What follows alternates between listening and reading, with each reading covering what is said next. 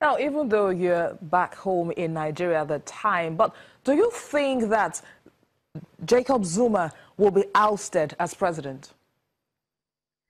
As I just told you, the implications for all sides at the time, especially for the ANC, it's difficult to say in totality, firmly that, look, this is it for the president.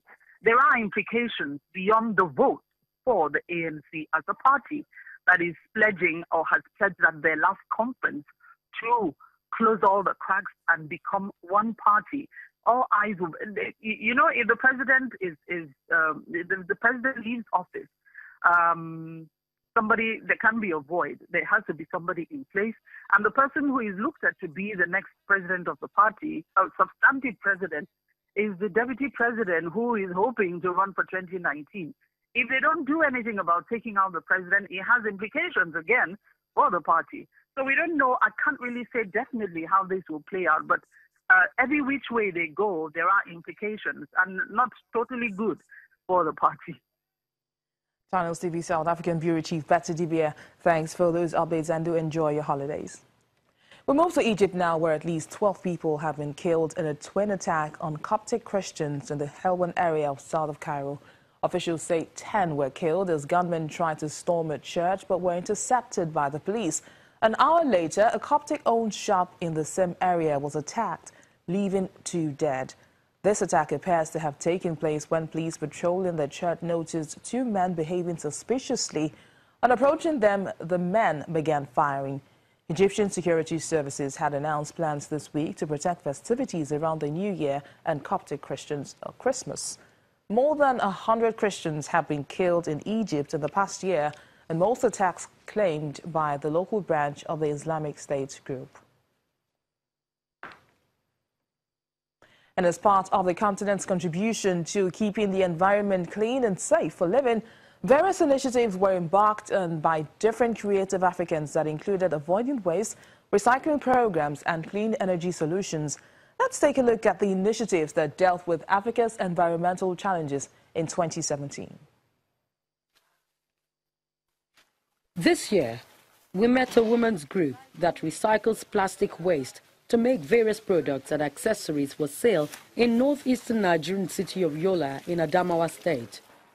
The Waste to Wealth recycling program aims to empower members while at the same time reduce the number of plastic bags dropped indiscriminately. The recycling program was started in 2012 by the American University of Nigeria to create environmental awareness as well as help people learn new skills. It has trained over 300 women. We are working towards doing the right thing. So whenever we see plastic bags, we pick them up. It has become a valuable thing now. Because of us, there are a few plastic bags in the streets compared to how it was before. This program has really helped.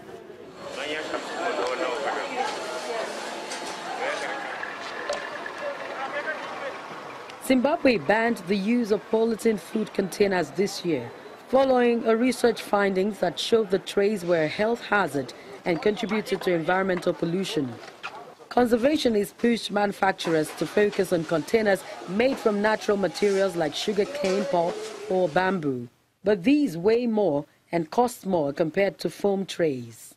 The problem is that it was done with a short notice, and some of us were caught on it. I think it should have been given time for us to prepare ourselves to adjust to the new packaging, because even the suppliers are not yet ready to supply us with the new packaging. In Cameroon, a young engineer made it his mission to teach young people in rural communities about the power of clean energy.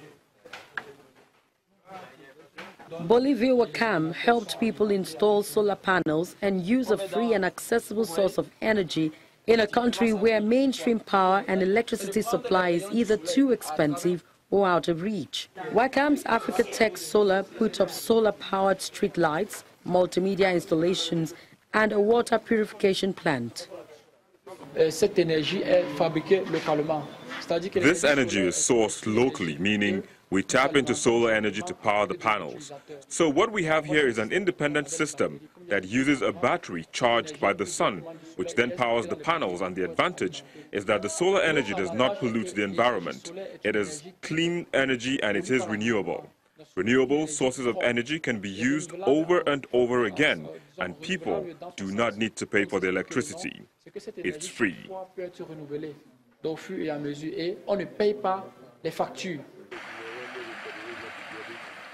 Environmentalists say all these and many more initiatives, one way or another, dealt with Africa's environmental challenges in 2017.